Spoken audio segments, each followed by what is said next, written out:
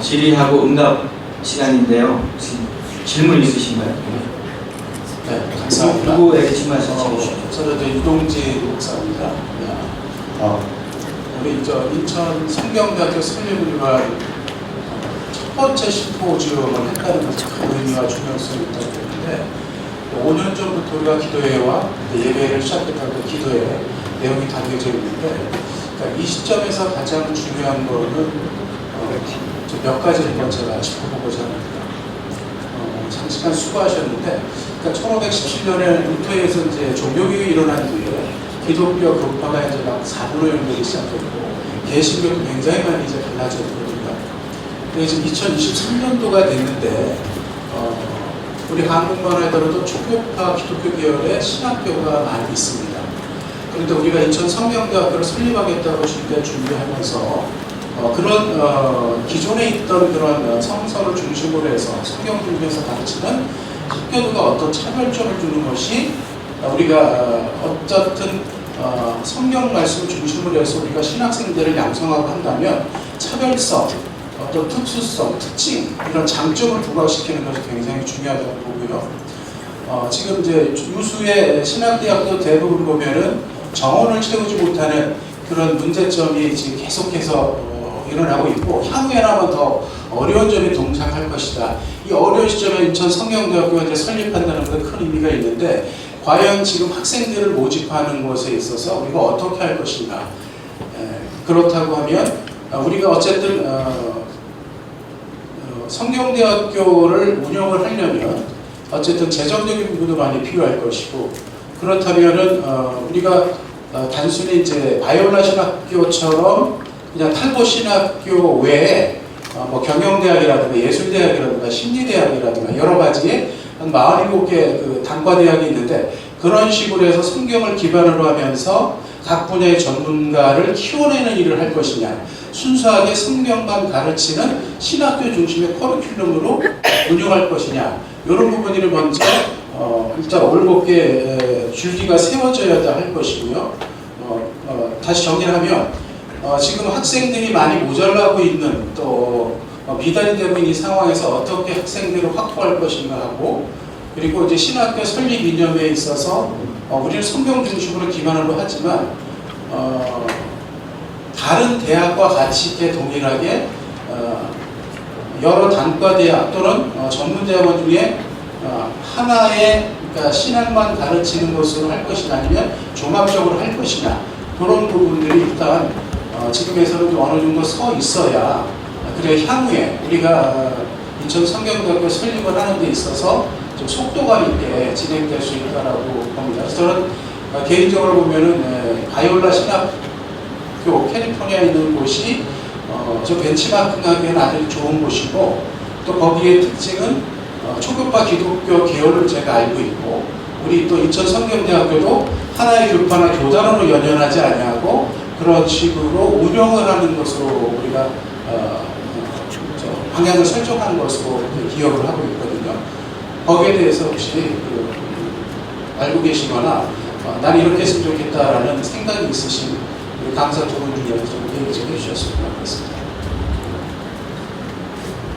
지금 뭐 부족한 사람의 소견이지만 한국 기독교의 제일 큰 문제는 이 거룩함이라는 정체성의 부족이라고 저는 개인적으로 진단하고 있습니다.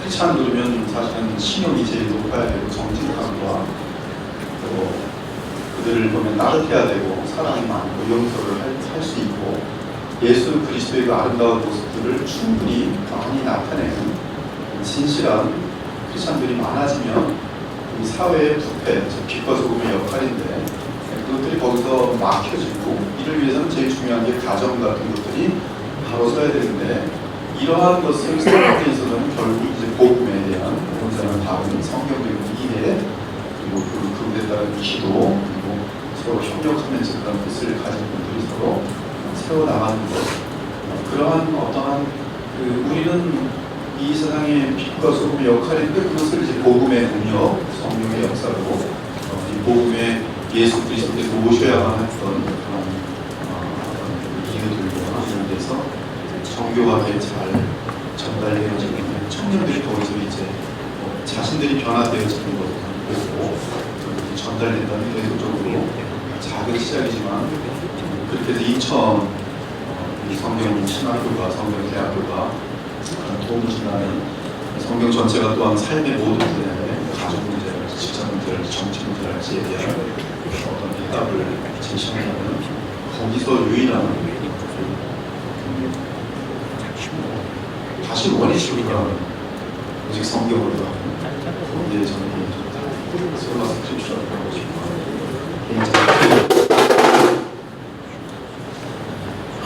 지금 질문하신 우 목사님의 신령 자체가 앞으로 설립위원회 이상에서 논의되어야 될 내용이고 또 이제 구성될 교수회에서 논의된 내용인데 아까 우리 외민 웨스트민스터 신학교에 대해서 들으셨습니다. 지금도 교파에 소속되지 않고 주교파로 성도들의 가치를 가지고 이렇게 내려오는 것 사실이고요. 바이올라도 마찬가지입니다. 그런 면에서 저는 이제 어떤 교단 신학교는 지금 너무나 많잖아요. 다 있고 이미. 그러니까 또 하나의 신학교라면은 성교를 중심으로 한 초교파 그리고 진정한 성경의 가치와 지금 기존 교단에서 운영하는 신학교에서 하지 못하는 그런 것들을 우리 학교에 수용하는 것이 우리 새로운 때 태어날 학교의 그 사명이 아닌가 그렇게 저는 생각합니다. 혹시 다른 분 혹시 질문 있으세요? 없으세요? 한번 나오시겠어요? 나오셔서 마이크 잡고 한번 해주십시오.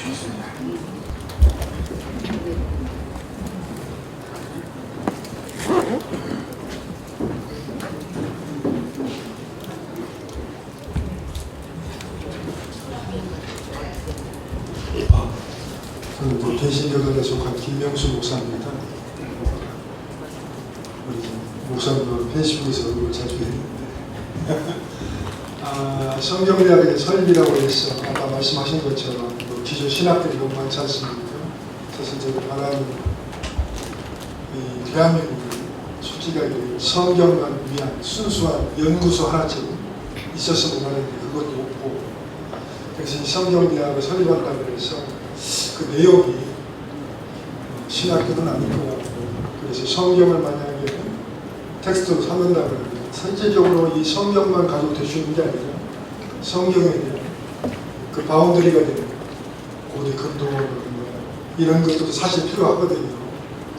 그러니까 그런 걸 통해서 진짜 순수하게 성경에 대한 전문성 있는 전문 지도자 사실 그것을 통해서 한국교회가 사실 담임 목사가 다 감당할 수 없잖아요. 그럼 그걸 어떻게 할 거냐 하면 각 파트별로 일반 전문 지도자를 통해서 그런 그룹들을 가르칠 수 있는 그런 리더자들이 필요한데 실질적으로 교회 자체적으로 그걸 배출하지 못하잖아요. 속된 말로 들은 풍월로 도제식으로 그냥 주일학교 교사도 하고 이러다 보니까 문제가 생기는데 혹시 그런 부분에 대해서 제안을 해주신다면 그런 전문 지도자 과정으로 또 한편으로 평신도로 그런 입장에서 전문 지도자 과정의 그 필요성에 대해서 어떻게 생각하시는지 좀 보십시오. 제가 한국과 미국 또 독일, 유럽에 이스라엘 가서 공부를 하면서 느끼는 사실인데 사실 우리 대부분 신학교 오시고자 하는 분들의 제일 참 목표가 성경을 배우려고 오시는 겁니다. 사실. 그런데 죄송하게도 한국에서 특수한 목적 이외에 보통 신학교는 그 커리큘럼에 맞춰서 하기 때문에 성경 자체를 깊이 배울 수 있는 커리큘럼이 안 돼 있습니다. 성경 한 권도 통독하지 못하고요. 졸업하는 학생들이 많고요. 그리고 또 이 평신도보다도 이 성경에 대해서 모르는 경우가 많이 있습니다.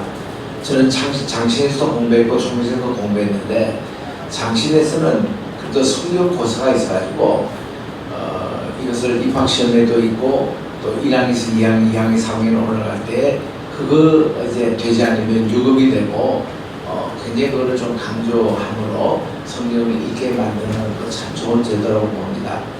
우리 총신에서도 보면은 우리 성경 중심한 그런 이제 성경 커리큘럼이 많이 있는데 이런 이 성경 대학은 그야말로 이 성경에 대해서 깊이 연구하고 많이 읽게 하고 성경에 대한 다방면적인 지식을 우리 모든 학문에게 응용을 해서 이렇게 발전시키는 이런 학교는 꼭 저는 이 시대에 필요하다고 봅니다.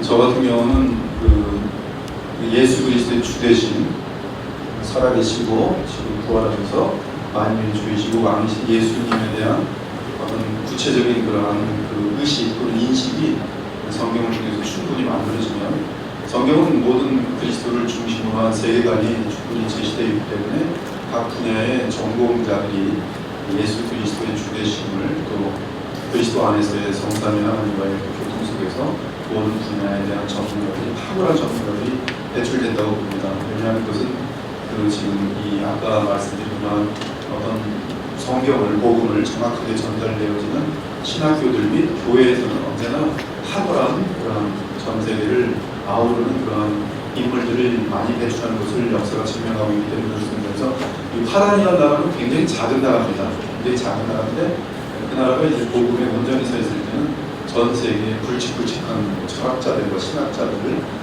또 학자들, 또 과학자들 굉장히 많이 배출되는 걸 볼 수 있거든요. 그래서 이제 정말 교회가 깊어지고 각 교회 정말 신자들이 예수 그리스도에 대한 그 의식, 그분의 주되심과 왕되심을 인격적으로 느끼면서 만약에 살아가면 우리 아이들부터가 항상 예수님을 마음속에 두고 살아가고 얼마나 죄와 싸우면서 큰 인물들이 될 수 있을지 저는 그런 데다 소망을 둘 수 있을 거라고 합니다. 네, 감사합니다. 시간이 많이 지났기 때문에 한 분 정도 더 받고 질문이 있으시면 그럼 마지막으로 좀 질문해 주시겠어요? 질문해 주시고 이 오늘 이제 우리가 목적이 인천 성경대학 설립을 위한 심포지움이기 때문에 거기에 맞게 질문을 해주시면 감사하겠습니다.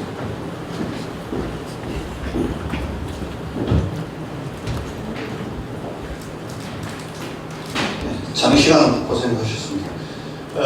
간단하게 저희가 이제 저희는 한반도 방송의 전태석입니다.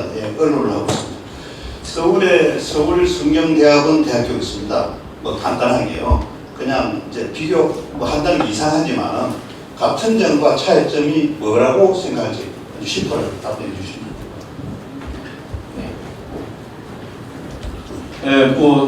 글쎄 제가 알고 있는 성경대학원인지는 모르겠는데 순장 그쪽 그 신사참배 거부하고 세워진 그러한 신학교로 알고 있는데 아마 그런 어떤 정통적인 그런 어떤 개혁주의 라인을 저희들이 따라가는 것도 되게 귀할 것 같고요.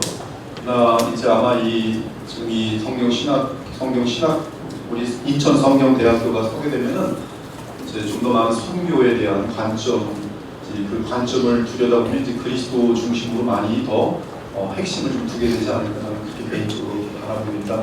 우리 여기 이제 사실 우리 대표이사께서는 이 신학교를 세우게 되는 동기부여를 하나님께로부터 받으셨는데 우리 그 황우여 장로님께서 갖고 계신 그 동기는 정말 인천에서 많은 전 세계를 나가서 그리스도를 전하고 또 그 안에서 거룩하여지는 그런 교회를 세우는 것이 핵심이 아닌가 저는 보고 있습니다.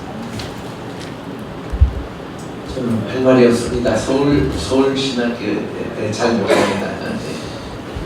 우리 황우여 장로님 그럼 나오셔서